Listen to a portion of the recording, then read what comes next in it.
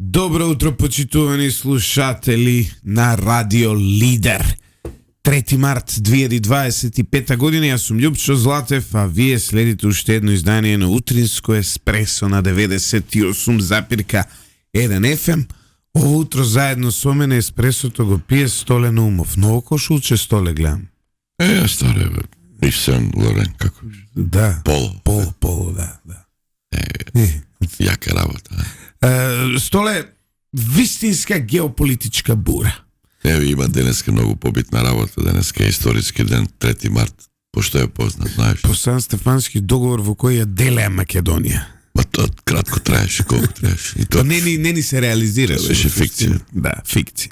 После Но- Берлинскиот и еден друг момент има денеска. 3 март, Сан Стефанска, ама и 3 март е роден една многу битна личност за Македонија, за регионот и пошироко.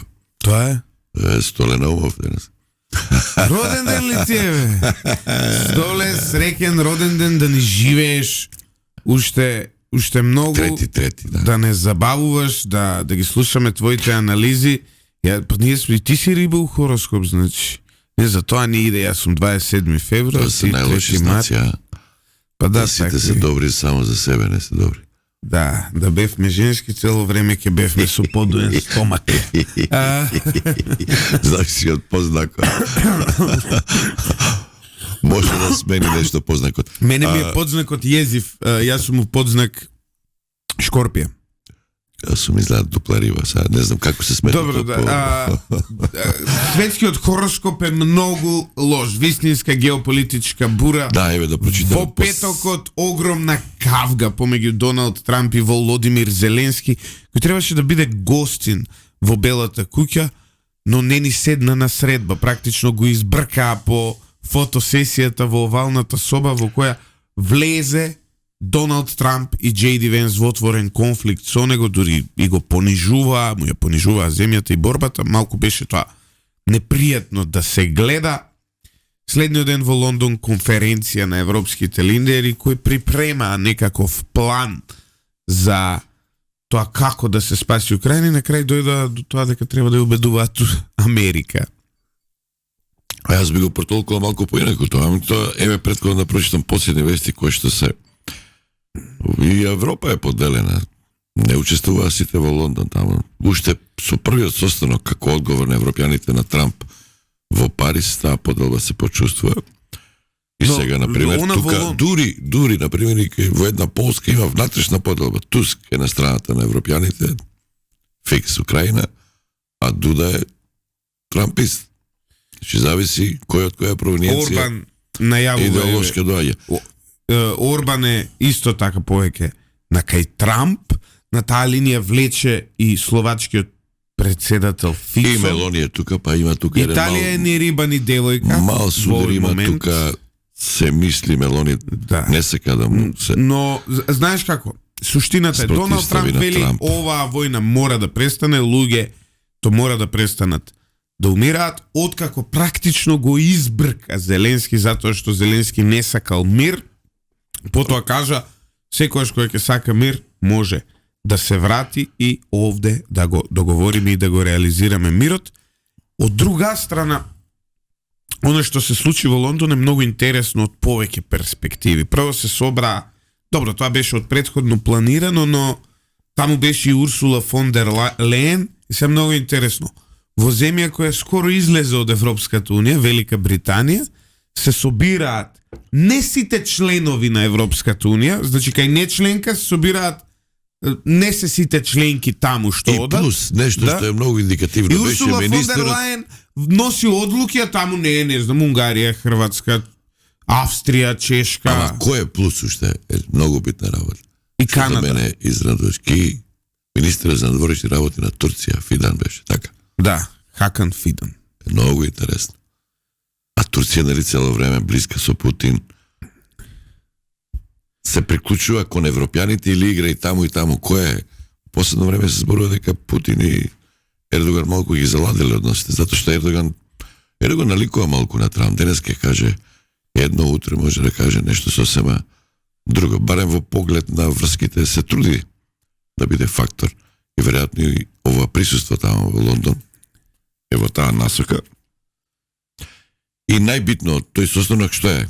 Да се продолжува со поддршката, со вооружувањето и во една од точките пишува да се обезбеди траен и стабилен мир кој што ќе гарантира територијалната целовитост и суверенитетот на Украина, што е сосема спротивно од она што го бара и што сака да го постигне како договор Трамп. И последните вести дури соработниците на Трамп почнуваат да бараат оставка од Зеленски. А Зеленски им одговори дека е подготвен да даде оставка само под еден услов, а тоа е ако Украина влезе во НАТО-то и веднаш ќе се повлече. Многу беше интересно дека веднаш по таа средба Линдзи Грахам, тоа е еден од конгресмените во САД кои имаат како да кажам, проукраински ставови, кои многу пати беше во... Жесток противник на Путин, што со тешки, со жестоки дури зборови. Дури тој излезе и кажа, вели, со Зеленски искажа едно големо непочитување кон Трамп и кон Белата куќа. Јас искрено не го видов непочитување, може би не знам. Сепак, Зеленски не можам да кажам, се гледа дека му беше незгодно да ги слуша тие зборови, се гледа дека се обидуваше да одговори, да ја каже својата страна, но не ми делуваше некултурен, сега ќе бидам брутално искрен со тоа што го гледам. И не ми делуваше понижувачки нит кон председателот Трамп, нит кон Джей Венс, но она што се наметна веднаш потоа покажа дека е очигледно организирано да го една сачекуша што би рекле србите му направија, но она што останува потоа е дека со овие барање за негова оставка американците практично прават еден огромен геополитички флип. Ова е како да кажам еден огромен удар за глобалниот поредок. Отлично на намерно вакви работи со дипломати што се зборувал, па дури преговорите кои што беа за името, преговорите во Дејтон, имаме тука искуство од она што сме го преживеале на овие простори. Овие работи се случуваат така. Се случуваат пред да се објави некој договор. И да, уште пожестоки се тие зборови со кои што се преговара, се убедува некој. Меѓутоа сето тоа се прави тајно во некои канцелари, во некои простори надвор од очите на јавноста. Зошто ова беше изложено на светската јавност? Ова беше реалити шоу беше. Ова беше како Апрентис, како се викаше тоа што го водеше Чирак. Ова беше како нешто измеѓу Апрентис и Джери Спрингер шоу, но она што останува столе е дека, сега види, има две теории. Првата теорија е дека Америка де факто сака да расчисти со оно што се нарекува моментален светски поредок, па веднаш потоа видовме реакции од Майк Ли, кој е советник за национална безбедност. Видовме реакции од бројни конгресмени, поддржани дури од Илон Маск, првиот другар на председателот на САД, кој велеа време е да излеземе од НАТО. Дури од Обединети нации викат да излеземе. И сега ти го гледаш тоа. А од друга страна викаш, па добро се, веројатно не се до толку за да излезат од НАТО, која би била моќта на Америка без НАТО, би била регионална сила. Но јас се согласувам со тоа. Америка без Европа нема да биде. Она што останува е дека можеби толку многу американците под Трамп ја креваат летвичката само поради една работа. Да ги принудат европејците да трошат повеќе пари за одбрана и да не биде како до сега Америка да е гарант за безбедноста на Европа. Можеби тоа е. Значи, чуму трошење, мислам тоа малку ми гледам, сите се палат на тоа, ќе се зголемуваат. Британија веќе на 3%. Планира. Стармер не, 2,7 до 27 година, што е нема ни укинуваат меѓународната помош. Не знам што ќе укина само за да ја зголемат. Што фајде од таа војна? Идејата е дека што носи оружјето? Оружјето не носи додадена вредност, освен ако него продаш на друг да се убива, да се пука со него. Идејата е дека досега она што Трамп и во кампањата го користеше, вели ние даваме пари за да ја браниме Европа, Европа не дава пари. Тоа е на Трамп позицијата. И сега, стварта е како сака да ја натераат Европа таа да троши пари. Но, Ти личи ли ова на договорено малку? Има тука неколку моменти што се интересни. сега, дали е старата македонска, Теорија на заговор. дали е ова се договорено? Може би е синхронизирано.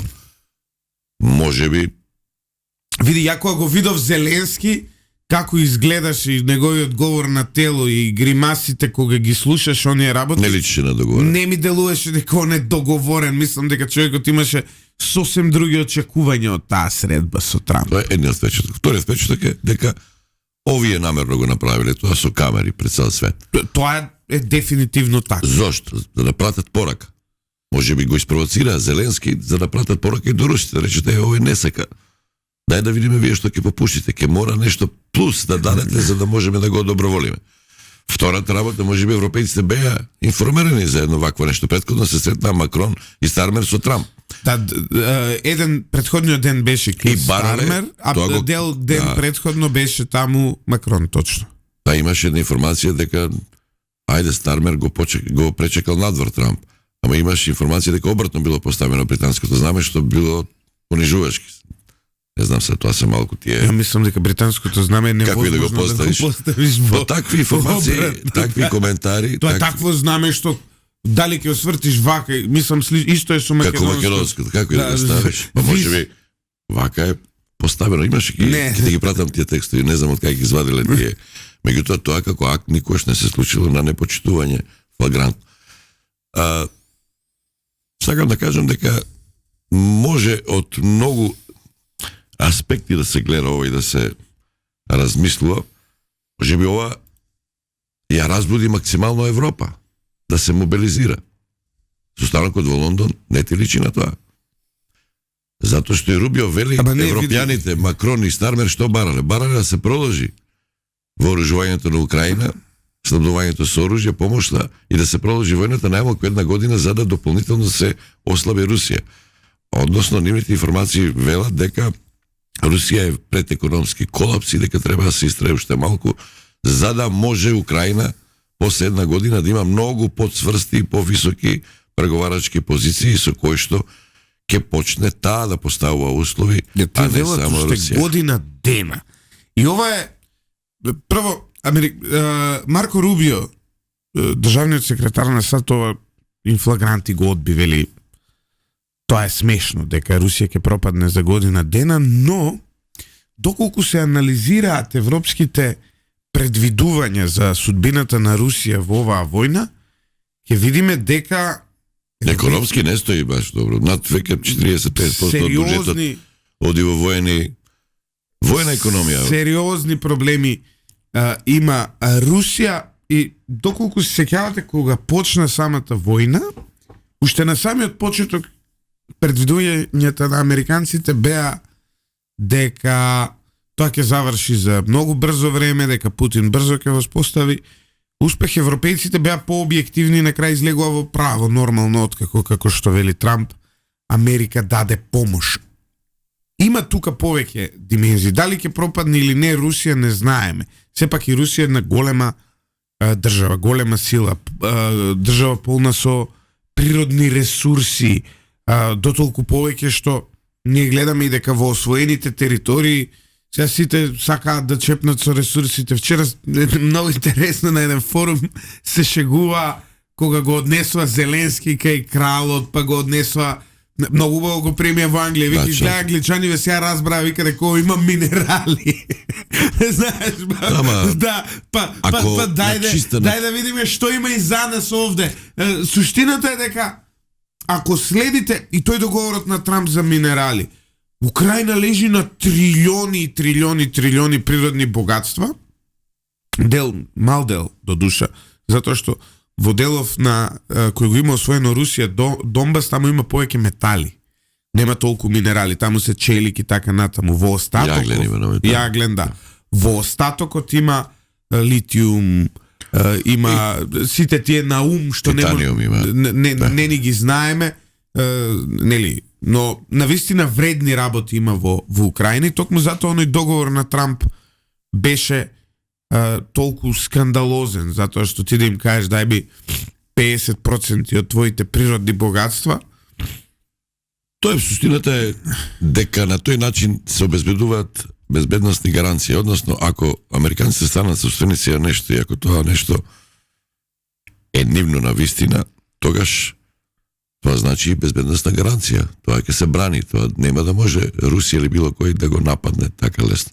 Знаеш, на времето кога се зборуваше за Амбо, Да, американски нафтовод или гасовод, штом ќе поминува низ македонска територија, со самото тоа е безбедностна гаранција за државата. Никој нема да смее да го чепи, само што не обезбедија нафта за тој секаш кој беа Ташко и како се викаше. Ама знаеш како се, ова ти е Боцевски овде го зборуваше.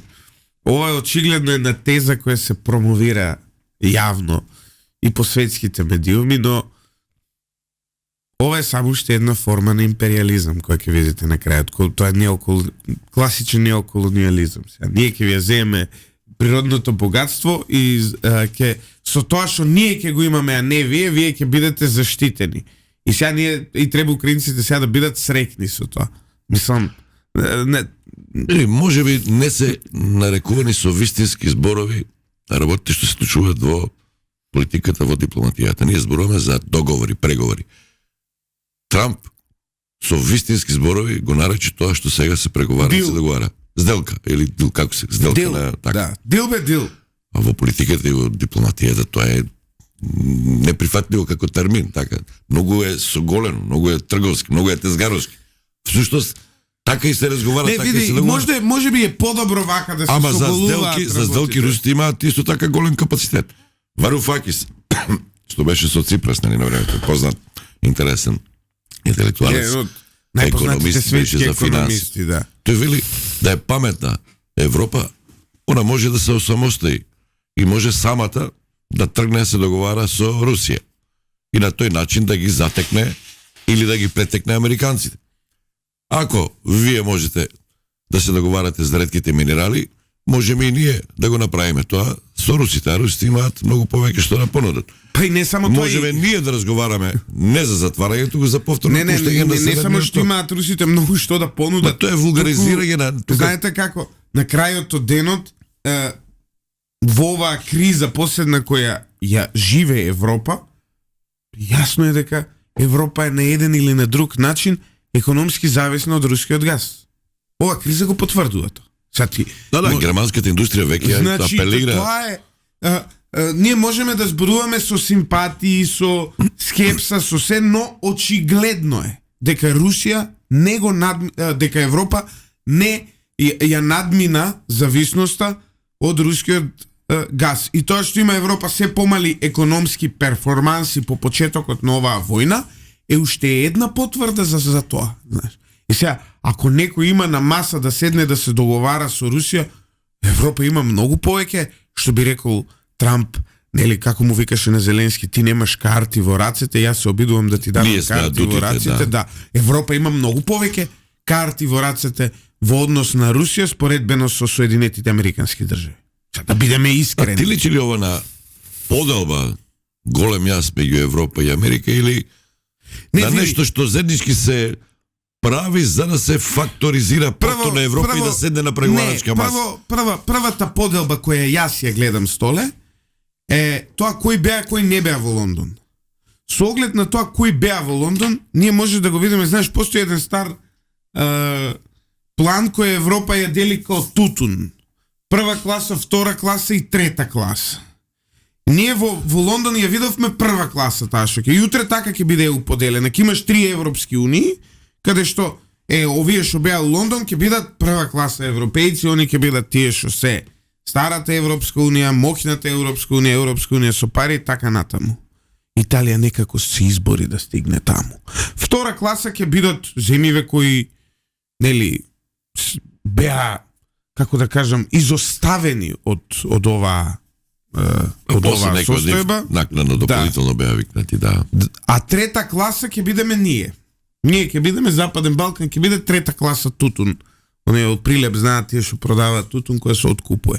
И се тоа ќе биде една Европска унија во која што нема да имаат сите еднакви права и како се вика тоа и буџет ќе биде поинаку поделено, тие одгоре ќе ги развиваат овие доле, а овие доле за сметка тоа нема да одлучуваат за политиките за разлика од тие одгоре. Мислам дека ова што го видовме, освен што е едно интересно екипирање во однос на заедничката безбедносна политика на Европа, представува и основа за идната делба внатре во Европската унија. Чи да резимираме, ова намерно пуштиле камери да биде еден вид на реалити шоу. Не, види, тому има секогаш камери. Ама кога има камери, имаше камери и со Стармер, имаше камери и со Макрон. Ама има веќе кога некои работи се договорени, веќе повеќе свечено кога седат пред да влезат во пред да влезат. Ова е тоа. Во валната соба они викаат: "Леле, многу ми е мило што дојдовте. Ние имаме ваква соработка, па тука последно." Знаеш некои такви протоколарни муабети. Сакаш да кажеш дека ми избега од контрола на Трамп и на Венс? Не. Они не сакаат да седнат да преговараат. Оно што јас го гледам е дека Доналд Трамп и Джейди Венс не сакаа воопшто да седнат потоа да разговараат со Зеленски. Не очекуваат дека така ќе реагира Зеленски? Не. Ти како Зеленски да седеш и да кјутеш, они пак ќе го избрка. Значи таа нервоза беше одглумена, така? Значи да, и да седеш и да кјутеш Зеленски, Трамп и Венс пак ќе го избрка. Суштината беше дека тие не сакаа разговорот да продолжи. Зошто? Сега има две можности зошто. Прво, затоа што сакаат врелиот костен да го фрлат во Европа, што е една од можните стратегии и што се случи практично. И втората причина е, можеби се веќе договорени со Русија. Затоа што да не забораваме дека САД и Русија има заедничка, како се вика, средба во Ријад. Има и во конзулатот американски во Истанбул. Сега што е многу 6,5 часа треба. Што е многу интересно. Ние ниту од Ријад, ниту од Истанбул не слушнавме извештај за тоа што се договориле они со русите. Информациите што излегоа таму вела дека многу малку за Украина се зборува. Повеќе се зборува за меѓусебни односи, обновување на дипломатските комуникации, да бе, Арктикот ќе окопале заедно или Антарктикот кај беше таму. Значи, но очигледно е дека може и тоа да е во прашање. Може би едноставно он се договорил со Путин и сега на европејците им го остава врелиот костен тие да му кажат на Зеленски што е договорено. Зеленски го гледаме дека е прилично нервозен. Повторно го праша за повлекување. Вели, треба да има избори. Јас сум спремен да се повлечам од политиката доколку Украина влезе во НАТО. Украина нема да влезе во НАТО. Тоа е очигледно. Сега, така што и тој и таа понуда е блеф, но вели, за да ме сменат мене, мора да има избори, а ќе биде невозможно да ме спречат да учествувам на тие избори. Сега прашањето е доколку излезе во една ваква состојба после 3 години. Знаеш, малку и психологијата на Зеленски е многу чудна во овој момент. Зошто? Затоа што Зеленски е актер. Тој беше актер, нели, предходно. Стана председател на Украина. Веднаш откако стана на председател на Украина, проблемите му почна многу скоро, после 2-3 години од мандатот колку беше. И како му почнаа проблемите, наеднаш стана светска звезда, стана Мик Джегер, стана рок-н-рол. Оди сегде, сите го примаат, сите му се восхитуваат, сите коленичат пред неговата храброст, стана херој на западниот свет во борбата против тоталитарна Русија. И наеднаш од таа позиција се соочува со тоа да биде буквално избркан од Белата куќа. И она што, например, јас на местото на Зеленски, знаејќи со кого си имам работа на друга страна, не би отишол во Белата куќа. Затоа што ставовите на Трамп во однос на конфликтот помеѓу Русија и Украина, односно агресијата на Русија со Украина, за мене е тоа, за Трамп можеби не е, се подолго време јасни. Подолго време е јасно што ќе се случува тоа. И постојат повеќе сценарија, а најстрашното сценарио според мене е она што сега го зборуваат тие од тимот на Мага, тие околу Трамп, а тоа е излегување на САД од НАТО, односно тоа би значило крај за НАТО. Доколку... Зашто ние тоа влегувавме во НАТО, не знам. Не, ние тогаш ќе излеземе најголеми кретени. Значи, ние сменивме име, сменивме... Што треба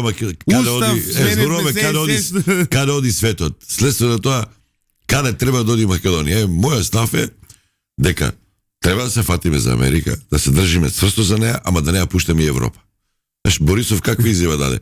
Ние сме Европска унија, поддржуваме максимално, се разбира, за се, застануваме. Ама, се согласуваме и со сите изјави на Трамп. Ние имаме...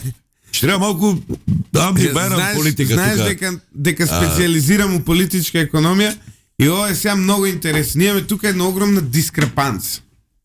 Многу голема дискрепанција имаме. Нашиот економски интерес очигледно е со Европа. 40% од трговската размена ни е со Европа.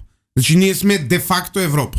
Да, значи, и секој удар на Европа е удар и на нас. И се, значи економски ние не може да имаме друга страна, но ај сега да видиме политички. Доколку ние ја прашаме старата Европа, дали Македонија воопшто треба да постои? Јас не верувам дека ќе ни се допадне одговорот. Земете го заседанието на АСНОМ. Заседанието на АСНОМ е практично настанот на кој се удрени темелите на оваа држава, на кој е создадена оваа држава. Отидете во Пелинце и видите таму музеот кои 3 знамења стоеле на заседанието на АСНОМ. Првото знаме е знамето на Соединетите Американски држави, нашиот најголем стратешки партнер. Второто знаме е знамето на Велика Британија, која не е дел од Европската унија, излезе 2017-та. И третото знаме е знамето на Советскиот сојуз, кој веќе не постои. Имаш еден поголем дел од Советскиот сојуз е денешна Русија, а другиот помал дел е денешна Европска унија, нели Латвија, Летонија, Естонија и така натаму. И сега прашањето е: каде е знамето на Франција, каде е знамето на Германија? Каде е знамето на Италија? Каде е знамето на старата Европа? А старата Европа секогаш кога сме биле на менито, не делела. Јасни се факти, ама како да се реши таа дилема? Не. Значи, и ние политички немаме друг избор и тоа е многу... Затоа, ја пак ќе кажам, иако јас можеби не би изиграл така, ја би гласал воздржано за двете, би гласал за двете, би правил нешто чудно. Ја би, например, да бев на место за Европската да гласам воздржано, ќе гласав за и за таа и крај. Ке се на... Ама ги следиш американците. Американците така гласа. Ај. Но, ние мора да... Или требаше како Вучик, па после да се извинуваме, така? Без Америка, ние де факто, за жал, нема да постоиме. Сега, вака да бидам објективен, кај нас се жалат од рамковниот договор, кој е стварно глуп, реално. Но се жалат од преспанскиот договор, кој е стварно понижувачки.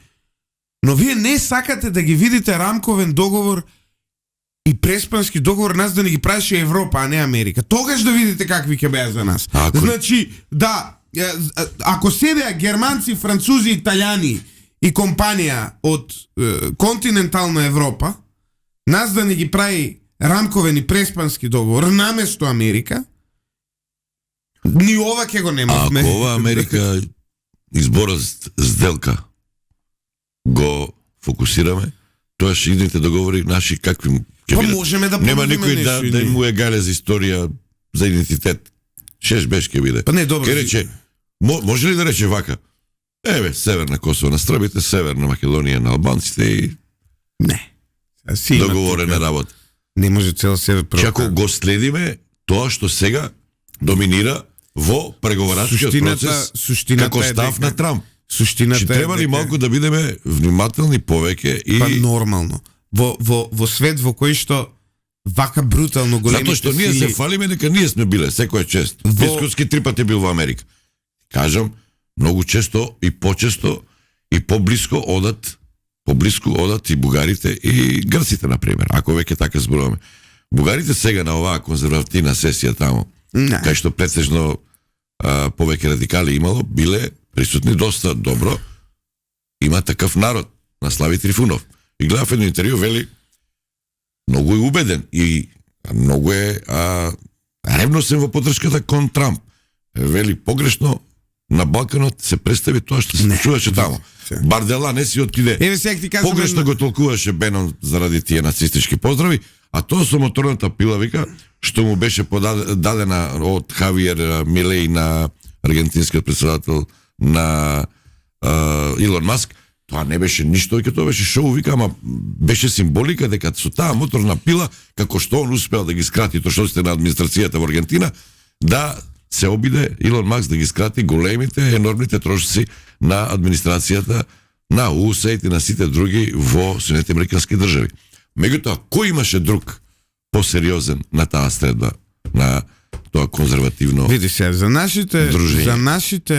нашите конекции со Соединетите Американски држави, споредбено со она на соседите, нормално секој се обидува да има таму јасна линија, но сега морам да признам дека ние сме во еден момент благодарение на премиерот Мицкоски и благодарение на оваа дипломатија која ја водат тие, што може и да се испостави на крај као лошо, нели, доколку Европа тргне да ни се свети.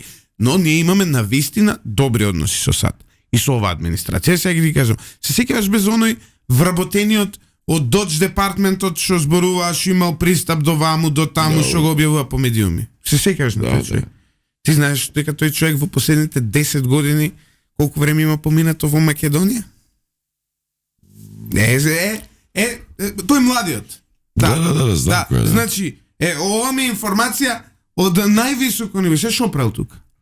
Еден од луѓето од најголема доверба на Илон Маск. Значи јас кажав ексклузивно ово утро во Радио Лидер, почитувани слушатели, оваа информација никој досега нигде не ви ја соопштил.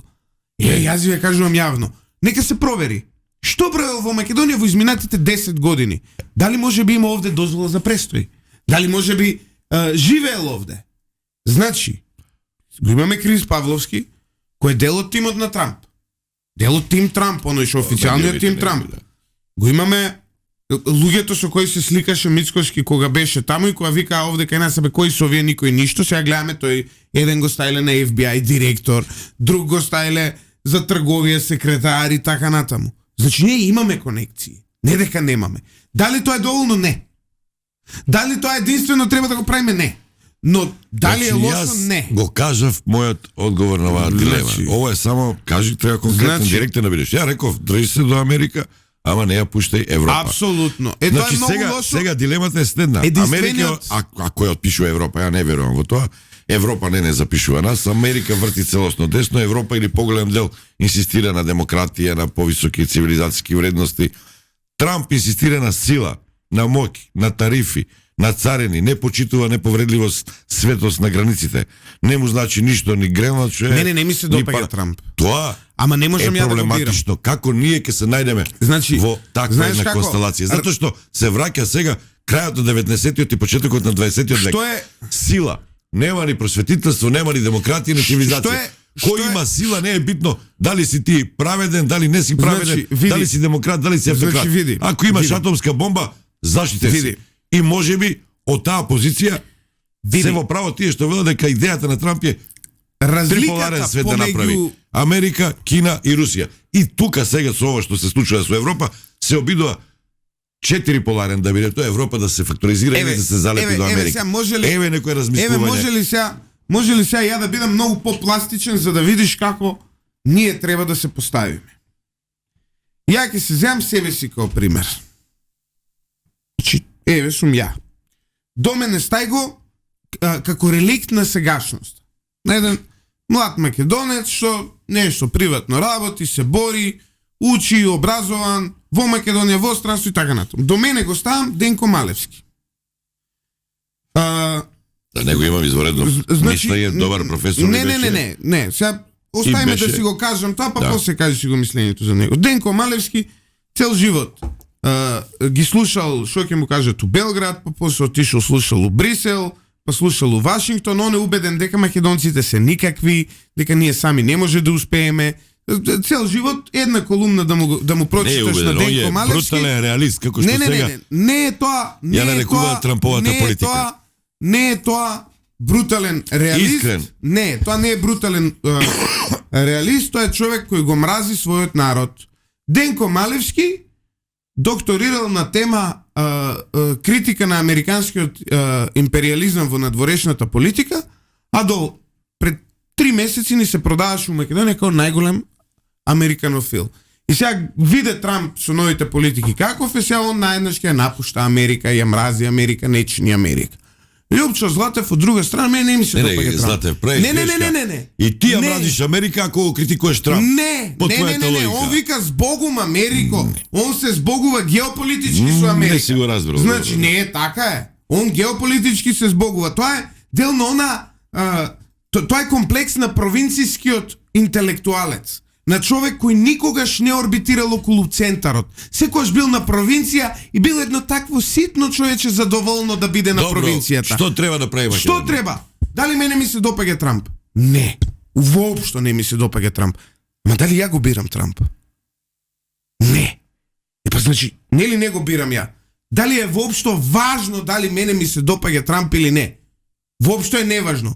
Значи, го гледам Трамп, му ги гледам политиките и се обидувам да најдам начин како на мојата земја да и биде подобро во однос на тие политики. Ковам стратегии. Ако прави дилови како ти што викаш, добро, дај да видиме што имаме ние да понудиме.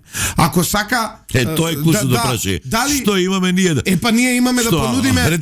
Ние имаме да понудиме сојужниство со Србија и со Унгарија. Да му го дадеме криволак. И доколку Грција ја ставиме групата, ти имаш најголемата рута. Доколку ги спречиме кинезите да ја преземат оваа рута трговска пред се, колку многу сме му дали ние на Доналд Трамп.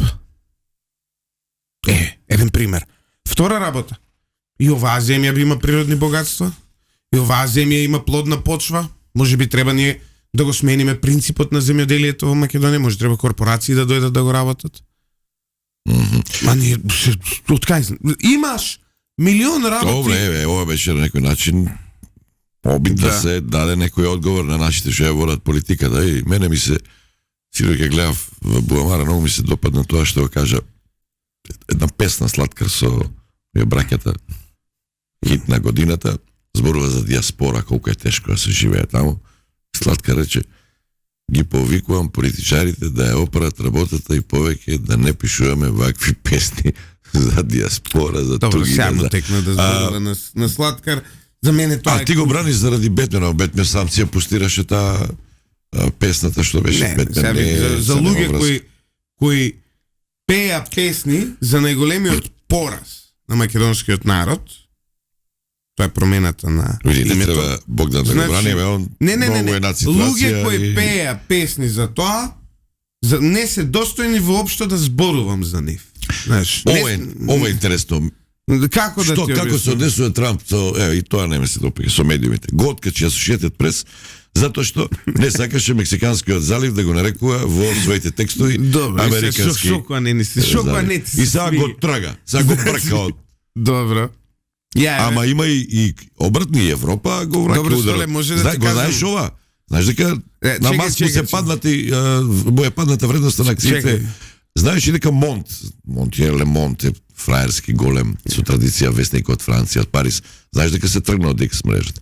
Знаеш дека многу интелектуалци без раскосени некако за слободата на медиуми во Америка. Мене да речеме од 22 средината до 24 дури да паднат од власт СДСМ, мене не ми дава акредитација од влада, иако има уредно аплицирано, пази, аплицира радиодифузер, што плаќа концесија секоја година по 7.000 евра на државата, 5.000 евра за концесија плюс уште 2 за фреквенции.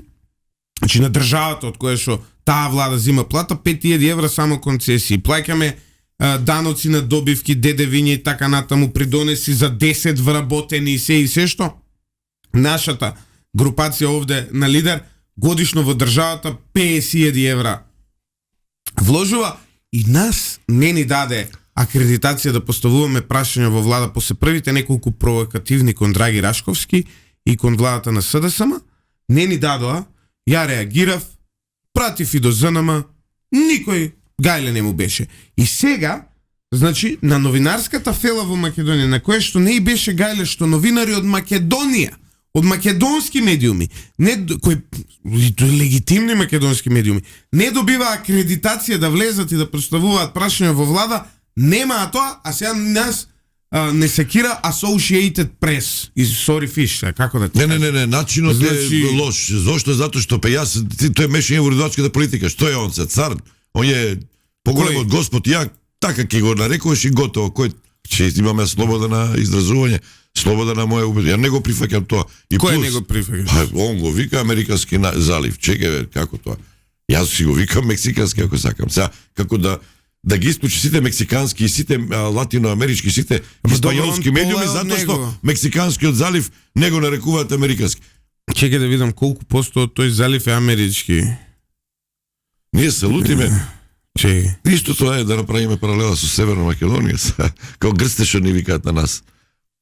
Мора да ја нарекувате Северна Македонија, така? Да, бе. Па нема тука, не ти личи малку Ива со Трамп, мора да го нарекуваш американски добро залив. што лепо сега ти почитуваш грчката политика и сега Ај вака е на се, Трамп за Монт, политиката. само ти прочитам Монт човека, многу се повлекуваат од Дикс, да знаеш. И подписателот на француската и српската тама работа, нема тоа да го направи никогаш на француското собрание. 20 пратеници од левата коалиција, Нов народен фронт, значи за во Франција ти читам. И која е причината? Ај сега да не читам кои се други си имаат повлечено, само ова да ти го кажам како изјава. Присуството на Монт на Икс ќе биде во целост запрено. И добро и Guardian се повлече од X. Ги советувал директорот на Монт сите новинари негови да го направат истото. Тоа го кажа и се лути, вика размислуваат да го сменат, да го искористат и да го употребат истиот овој став и за Цукерберг и за TikTok. Значи се повнимателни. Ворен Бафет, светскиот еден од најголемите светски инвеститори, ова предпоузата го кажуваме, ќе се вратиме подоцна да ја довршиме оваа анализа. Ворен Бафет, еден од најголемите светски инвеститори, се повеќе ги продава своите акции во американските компании и чува кеш. Сега, ова го прави подолго време, уште неколку месеци пред изборите во САД, кога се знаеше веќе кој ќе победи. Тоа значи да ќе направи, се плаши дека Трамп ќе направи потоп. Берзите. Очигледно. Кои се реакциите на берзите после ова шоу во Па ќе видиме денеска. Ќе видиме денеска затоа што берзата во САД се уште не е отворена. Денеска негде околу првите у Њујорк кога ќе чукне 8 часот, ќе видиме, ја мислам дека ќе биде драматично. Нема да биде многу лесно. Ќе паѓа. Ќе паѓа, но Ворен Бафет во интервју за CNBC 94 годишниот пророк од Омаха, како што го нарекуваат, затоа што еден од најголемите познавачи на пазарите во САД, се осврна на новите царини што Трамп планира да ги воведе на 4 март, предупредајќи дека таквите мерки може да имаат негативни последици за економијата и за потрошувачите. Царините се всушност, имаме големо искуство со нив, тие се до одреден степен чин на војна. Чин на војна? Да, рече Бафет. Неговиот конгломерат Berkshire Hathaway работи во различни сектори, вклучувајќи осигурување, железници, производство, енергија, малопродажба, давајќи му широк увид во економските трендови. Бафет предупредува дека тарифите на крајот представуваат данок на стоки, чии трошоци ќе ги сносат тотму потрошувачите. Со текот на времето тие се едноставно данок на производите. Тој го додаде и клучното економско прашање. А што потоа? Што потоа ќе да знаеме по рекламите. Се враќаме назад во студиото на Радио Лидер. Столе Оскар, вчера Оскари се доделува, помина помалку во сенка на реалното шоу Apprentice Ukraine Edition. Да. Значи, некако не ми се овалната соба го засени Оскарот, а Нора Best Picture за филм, Адриан Броди најдобар актер, Микеј Медисон најдобра актерка, Киран Чуркин ли е ова, бе? Чулкин, како се читува? Не знам, англиски. Најдобар supporting актер. Интересни Conclave, Best Adapted Screenplay, односно најдобро адаптирано сценаријно. The Otherland, најдобар документарец. Секојаш светската геополитика по документарци се гледа да видиме што има толку интересно за овој документарец. Добро. Малце за Палестина. Колку влијае актуелната ситуација на одлучувањето на луѓето во академијата? Можеме ли тоа да го коментираме? Или не може да се препозна? Не, види. Бруталист. Насловот индикатив. Затоа што Богдан... ова што се случуваше во Валната соба го нарекуваат брутален реализам или реален брутализам. Значи, насловот на филмот кај што глуми, нели, Адриан Броди. Адриан Броди играше во Пијанист, така? Да. Одличен актер. Навистина феноменален актер. Богдан Илиевски вели, јас ја врзав главата поради Монт. Чисто да сте во тек. Добро. Ама Монт е десничарски, така? Или што е? Па не знам Лемонт каков е. Фигаро беше Лев. Лемонт. Французите се, или, знаеш што рече овој францускиот министер за надворешни работи Жан-Ноел Баро? Добро. Изрази по средбата со Макрон. Центар лево е. Ништо е. Слободен печат од Монте Франција. центар лево? Да. Лиманите Лев скроз, така беше. Да, центар лево. А Фигаро беше десен, или ај провери? Не, сега, што е битно кој каков е. Битно... Трамп е шофер на брз пат без кошници. Се согласуваш со ова го велат француските? Не знам се дали е без кочници. Или првиот на мандат на Трамп покаже дека Трамп знае да прави и компромиси. Сега да видиме во вториот мандат веројатно ќе прави помалку компромиси. Добро, повеќе шоу е до сега. Од овие сите работи што ги зборуваше, дали 2-3 работи има реализирано? Добро, не, ова со тарифите ќе стане реалност на еден или на друг начин. Јас, за да издействува попуштање. Најново од Трамп вели, ние треба да трошиме помалку време грижејќи се за Путин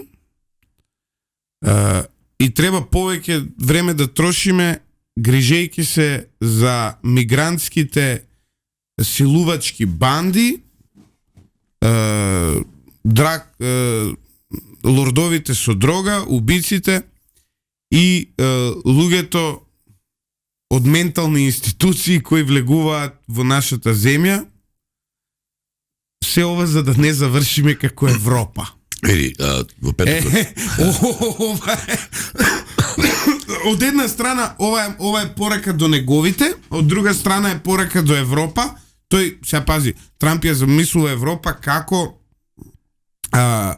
место каде што има мигрантски силувачки банди, драк лордови, убици и луѓе од ментални институции кои влегуваат во неа слободно.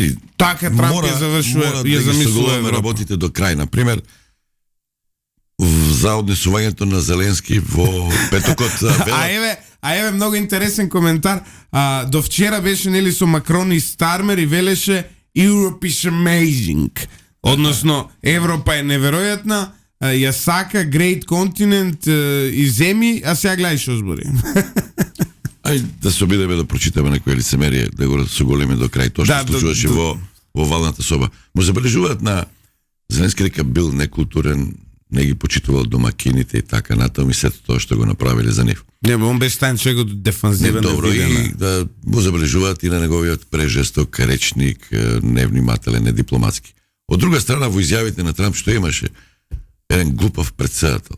Колку он не почитува собствената држава, веќе ако така зборува. Го искористи тој термин. Да, имавме глупав председател кој ви даваше пари. Тоа се на Бајден или на Обама, или на Кебиња му давале, овие он им дал, да, точно дека Трамп, он прв почна оружје на Украина во неговиот мандат да дава. И уште една работа, му забрежуваат на за облекувањето Само на повеќе Зеленски, во така, микрофонот, да. му забележува за облекувањето. Кога има врска или ставено овој другарти, другар му на Илон Маск, на он се Богдан. шета со мајчка Tech Support. во белата куќа секаде. Техничка поддршка му пише на мајцата и се шета така со капчи и со таква мајчка И на сега бела он не ги навредува. Не покажува со тоа авторитет или покажува. Добро, сега ама Или Илон на Маск, него му е дозволено. иако е мигрант нели во Америка со потекло од Јужна Африка, сепак Илон Маск е американец на крајот од денот. Само ова да му одговориме на Богдан. Феноглио, директорот на Монт, вели дека, нагласува дека Маск ја претворил својата мрежа во продолжена рака на политичка акција, во либертинизам, кој што е се поблизок до екстремната десница, во инструмент на притисок кој сака да изврши на конкурентите или на европските социјалдемократски влади притисок и наметнување на десничарски наратив и на десничарска конкуренција. Ете, тоа е тоа. Дали е тоа улога на медиумите? Што? Да бидат орудие на политичка акција? Не. Во Тоа е никој одговор. случај. Но знаете се, но во прашањето секој исто така е значајно е дали по овие условно кажано кои досега беа се сметаа за релевантни медиуми, па не знам, као Нью Йорк Таймс, као Вашингтон Пост, треба да ни кажат кај е во Ирак, како се вика, нуклеарното оружје. Го најдоа ли, колку време беа таму? Имаат Така. многу одговори кои треба и они да ги дадат. Сега да бидеме искрени.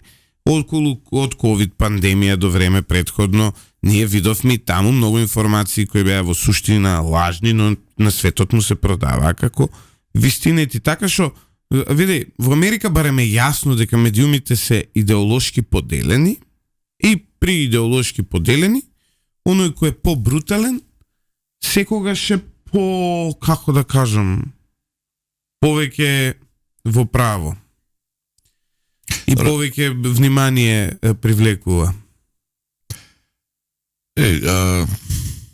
Што да кажеме околу оваа папазијанија? И сега е политика на сила. Има еден добар коментар од гледаш, вика тоа што викат сега се вика политика на сила, истите до вчера го нарекуваа реал политика.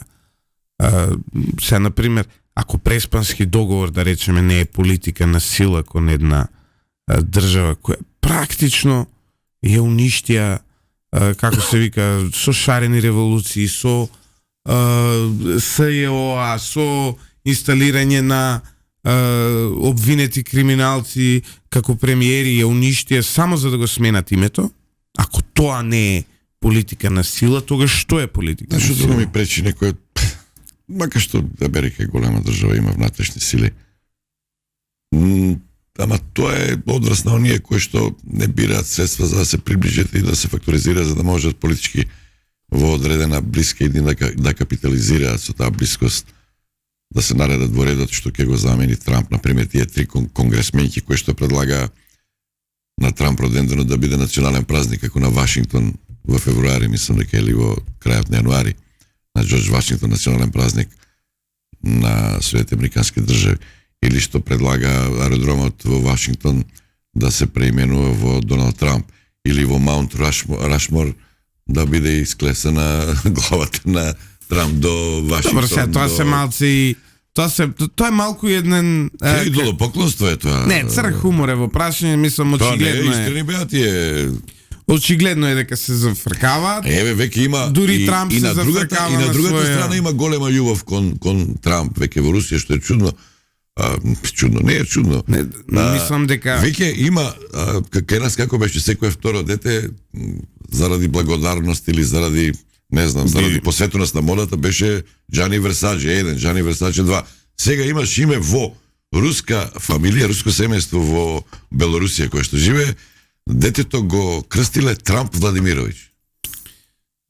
Совршена комбинација. Види, има две држави во светот каде што Трамп го сакаат повеќе од Америка. Каде? Во Македонија? Не. Во Македонија и во Србија.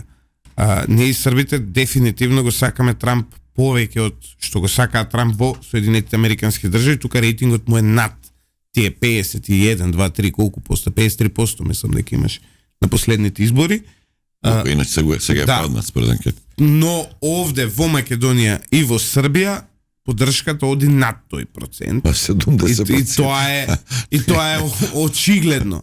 Например, дури мислам дека сега е знаеш како ние им се смеевме на косоварите кои стаја како се вика споменикот Клинтон, што е стварно смешно од жив човек да ставиш споменик. А имаш и Хрватска на Генчер, Данке Дојчланд, кафичи. Особено од дечкото на Моника Левински, но доколку вака мислам дека и ние може да ги стигнеме нив во оваа пародија косовариве нели со Бил Клинтон, мислам дека може да се стави споменик од Трамп.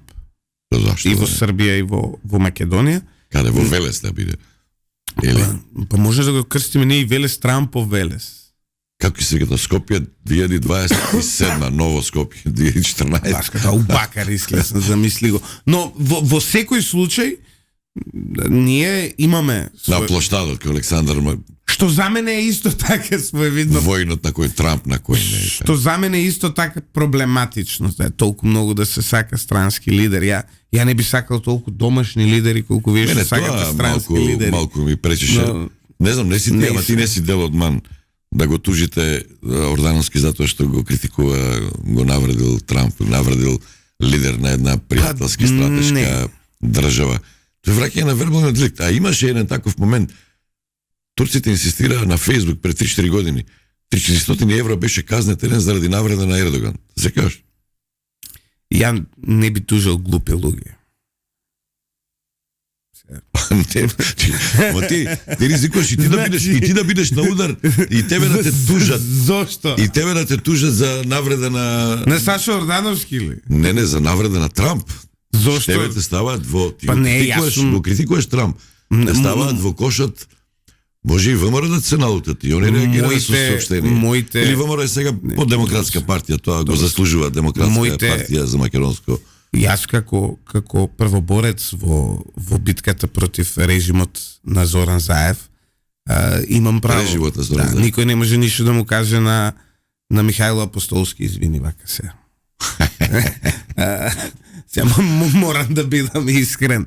На Мито Хаджи Василев, јас ми не може да му кажат што да прави се. Човекот првоборец, било сега ќе дојде таму некој ќе му објасни. Многу интересно, ај ова да го разгледаме. Жити се. Што ќе се случи со црната листа, ај кажеме, си размислували? Дали ќе укине Трамп црната листа? Не, ја мислам дека или ќе воведе и бела листа, бел бумбар, црн бумбар, како беше? Ја мислам дека сега или ќе се смени структурата на тие што се присутни на црната листа. Ја мислам, например, кој би бил на црната листа на Трамп во наредниот период? Па ја мислам дека треба да се плашат оние кои биле корисници на средства од USAID.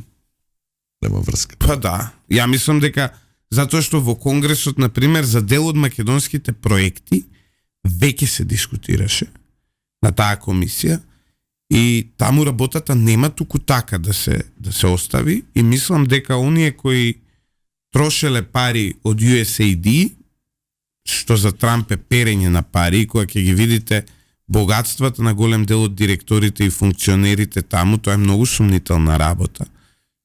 Не се секирам ја за корупција во Америка, тоа е нивен проблем, али, но во суштина може да се случи тие луѓе да бидат на соевиден удар. Сега, например, сега ќе бидам вака најбрутално искрен. Јас не сум имал проблем со визи никогаш во животот. Дури како обвинет за одајање на државна тајна сум добил визи без проблем. Во Америка неам, во моментов не сум ни барал, како да кажам, но мислам дека Сашо Ордановски пословно на Канал 5 може да се збогува од америчка виза, за разлика од еден Ленин Јовановски кој за време на отворен другар на Путина за време на владењето на демократите си одиш у Америка. Како ќе личи таа црна листа? На таа црна листа може ти да се најдеш. Секој личен е многу. Он е осветољубив. Ако некој го критикува, он сака да му ласкаш. Затоа што ти не му ласкаш и ние на таа црна листа ќе се најдеме. А на бела листа или бел бумбар, што би ја направил Трамп, знаејќи го како реагира, може да го направи. Богдан што ни коментира. Богдан одма ќе го стави. Богдан е за на бела листа, дефинитивно, да. Он, Ивона и Ман ќе биде. И овој као се вика. Пленковиќ ќе биде, и европјаните, Макрон, Стармер сигурно ќе бидат на црна листа, а на бела листа овој Мицкоски ке се најде на бела листа, Орбан, има такав народ, тој е Слави Трифунов. Кочан Ѓушев не знам на црна ли е на бела ли.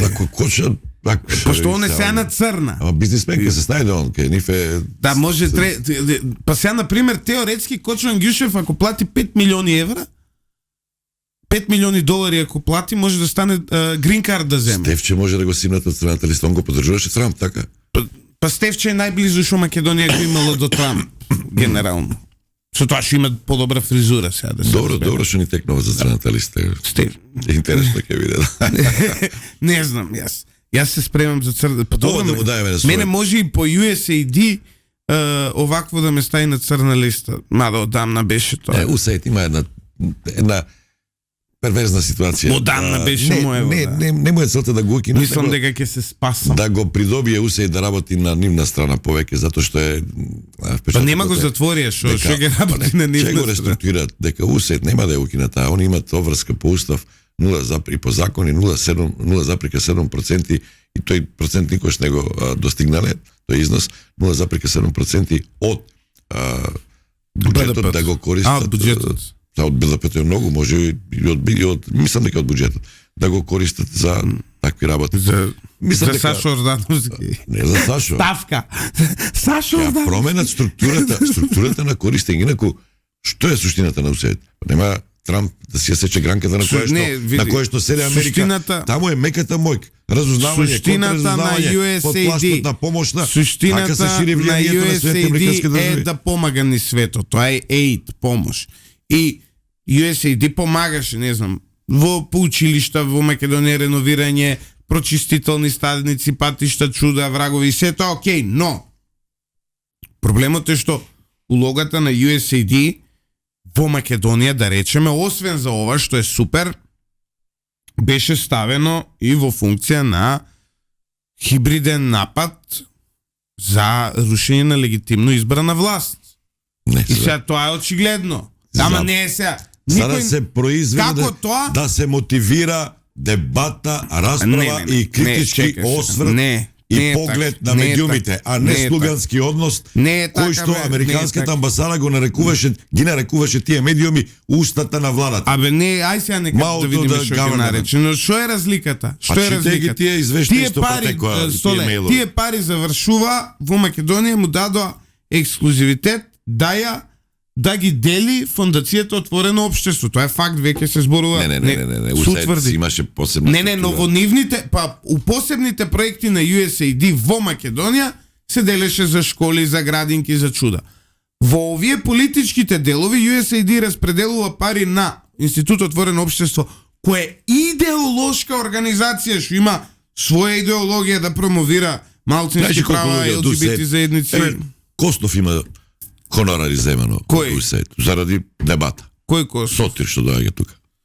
Сотир е стара преверант. Ја мислам Сотир нема место светот кај што нема земено пари. Ама тоа не е лошо. Тоа не е лошо. Не, се шегувам нормално. Тој како аналитичар бил присутен како обврска и тие обврски биле дека секој проект што ќе го почнете медиумски треба да обезбеди тројца аналитичари кои што ќе бидат мешани за да има баланс, да има треба двајца комуњари, треба 6 комуњари и еден.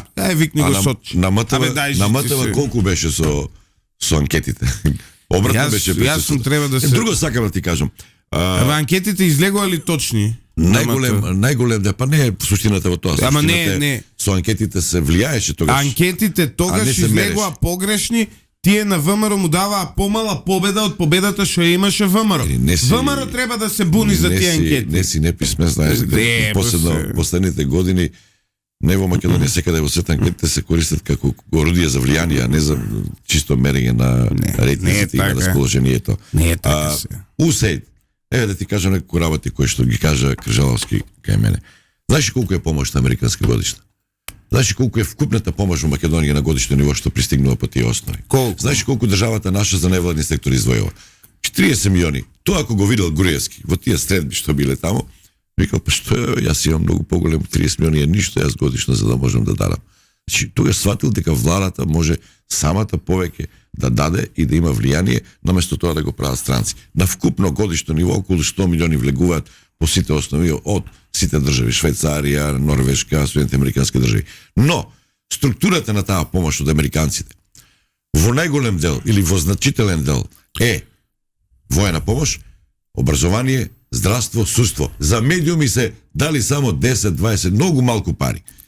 Истото и во Србија. Втора работа. Знаеш ли колку издвојува Македонија за невладин сектор на годишно ниво? Значи, 10 милиони евра. Знаеш ли колку издвојува словенечката влада? Околу 500 милиони евра на годишно ниво. Зошто владата наша и бизнисмените и општините не го прават тоа повеќе? Столе, изгледа имаме проблем со интернетот некаков, очигледно. Не има паднато мрежата. Па не им се допаѓа тоа што... Не, на Facebook има паднато, не е до нашиот интернет. Еророт е на Facebook. Па го критикувавме Цукерберг. Сега, одма Илон Маск, не збори против Илон Маск, не тргнал, сега име сојузник, не ни лоадира facebook.com, проблемот е таму. Столе, добро, сега, друг пат ќе продолжиме дебатата околу нашите невладини организации и нивната безгрешност. Тука негде да ја завршиме ова емисија, имам состанок телефонски за некои 10 минути, така што да завршиме овде. Да му дадеме совете на крај на Момировски. Супер што се слушнале телефонски и разговарале с Јановска, Давкова со Румен Радев. Добро, се видат другиот месец. Ама требаше ли да знаеме сообщението на кабинетот на Радев? Пак се повторува тоа со...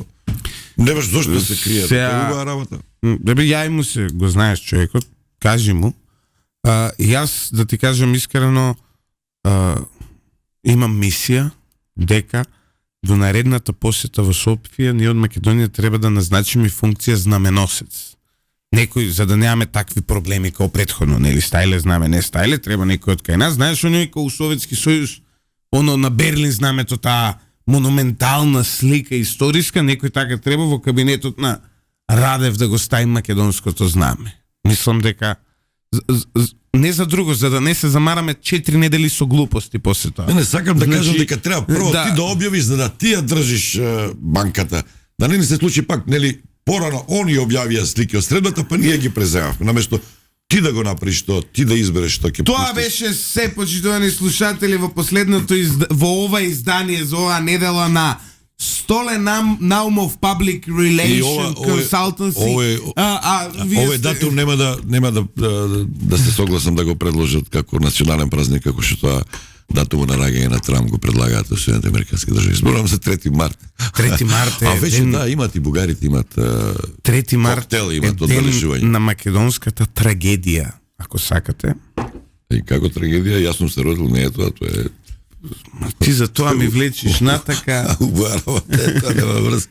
А што сум ја виновен што на 3 март сум се родил? Ти за тоа ми влечиш. Па добро, а јас знаеш ли што ти си на 3 март овакво што е Сан Стефанска Бугарија. А јас знаеш ли на кој? На 24 февруар. Руска инвазија на Украина. Да, 24 февруар. И пази, има таму кај мене има посериозна теорија на заговор. Почине на 24 февруари, знакот на Русија е Z, односно Златев. Тука може да се извади поголема теорија на заговор. Во февруари бите февруарски поход. Да. Ама пази, Z нели им беше тоа на Русиве, а јас сум роден на 24 февруари кога они почна, јас се презимам Златев. Има тука нешто. Има тука нешто. Нека се среди, нека има мир. Само мир. Најлошо е во војна да не е тоа спортски натура па да навиваш и за еден за друг. На крај завршуваме со ова мис на светот порака на Столе Наумов Public Relations Consultancy. Останете со нас.